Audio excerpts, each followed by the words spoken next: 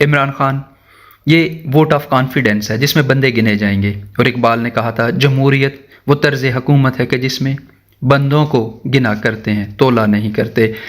لیکن کردار، اصول، اخلاقیات، وطن سے وفا، وطن سے محبت اور عام آدمی کا درد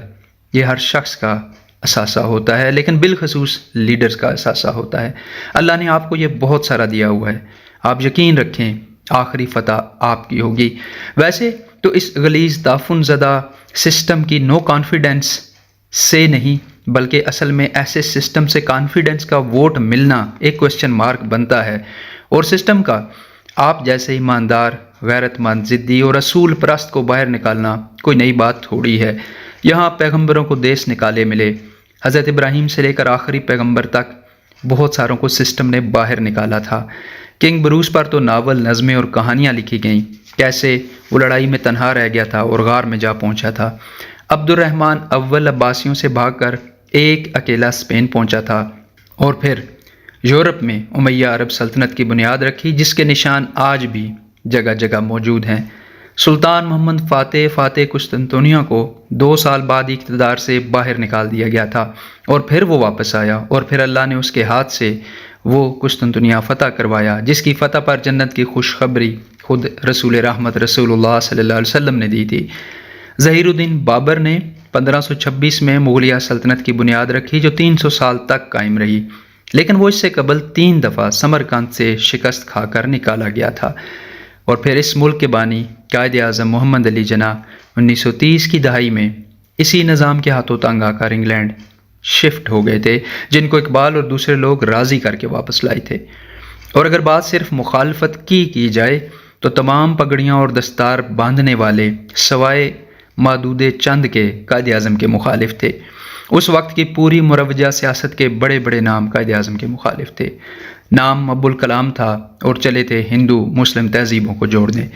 سرحد اور موجودہ KPK کا سب سے بڑا نام باچا خان پاکستان مخالف تھے، قائد اعظم مخالف تھے،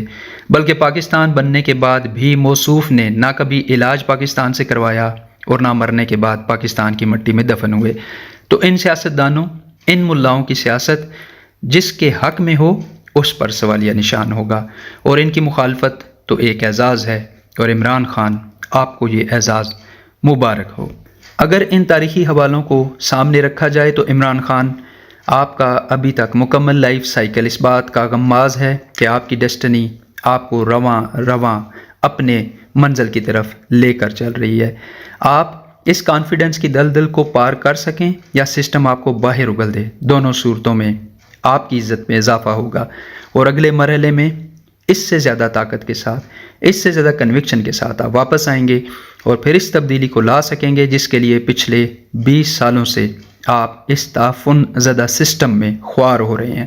شرط صرف یہ ہے کہ اخلاص، محنت، توکل الی اللہ پر قائم رہیں، اصولوں پر کبھی کمپرومائز مت کریں، اور سب سے اہم بات اپنی غلطیوں سے سیکھیں۔ اپنی غلطیاں ہم سب کو نظر آتی ہیں، جن پر اللہ کا کرم ہوتا ہے انہیں اپنی غلطیاں زیادہ نظر آتی ہیں، اور اسی پلیٹ فارم سے عمران خان's 7 Deadly Sins کے نام سے ایک ویڈیو شیئر کی جا چکی ہے، اور ہمیں یقین ہے کہ اگلی دفعہ اس سے بہت بہتر پرفارمنس ہوگی۔ جہاں تک عوام کا تعلق ہے تو جیسے بوتل کا جن واپس بوتل میں نہیں بھیجا جا سکتا، ویسے ہی یہ قوم جسے پچھلے 30 سالوں میں گلیوں اور نالیوں کی سیاست میں، پٹواریوں اور بریانی کی پلیٹوں کی سیاست میں الجھائے رکھا گیا تھا، اب وہ ریاست مدینہ کی بات کرتی ہے، رشیا اور امریکہ کی بات کرتی ہے، قومی حمیت، غیرت اور سپر پاور بننے کے خواب دیکھ رہی ہے۔ اب یہ اس سے آگے جائے گی، پیچھے کبھی نہیں جائے گی انشاءاللہ تعالی۔ اور ایک زرداری سب پہ بھاری ہونے کی وجہ یہ تھی کہ پہلے یہ مقابلہ ٹھگوں اور جیب کتروں کے بیچ میں تھا، جو بڑا ٹھگ تھا، جو بڑا جیب کترا تھا، وہ سب پہ بھاری تھا۔ جس طرح جتنے مرضی اندھیرے اکٹھے ہو جائیں وہ کبھی ایک شمع کا مقابلہ نہیں کر سکتے، اور اب ان سب کا مقابلہ ایک درویش سے پڑ گیا ہے، اور یہ آپ کو اپنی چالاکیوں، گھن چکروں اور حرام کے پیسوں سے ہرانا چاہ رہے ہیں۔ یہ نہیں ہونے والا، یہ ہو نہیں سکتا، صرف گھڑی کے برابر ہونے کی بات ہے۔ وہ ہمارا رب آج کر دے، کل کر دے، پرسوں کر دے، کیونکہ رب سے سچی بات کس کی ہے، جس کا وعدہ ہے کہ زمین کے حکمران نیک لوگ ہوں گے۔ تو عمران خان جب تک تمہارے مقابلے میں اس طرح کے نالائق، خود غرض، کرمنل ریکارڈ والے لیڈرز اور ان کے خاندان ہیں، محب وطن، اسلام پسند، پڑھے لکھے پاکستانیوں کی چوائس